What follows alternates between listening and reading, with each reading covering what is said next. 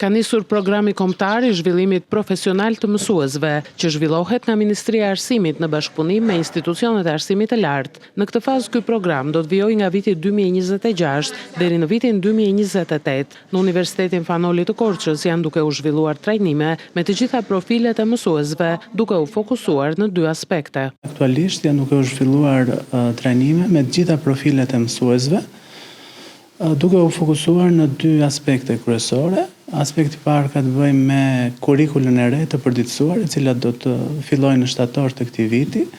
Pra po trajnohen mësuesit e të gjitha profileve për elementet e rinj të kurrikulës në klasën e parë, në klasën e 6 dhe në klasën e 10.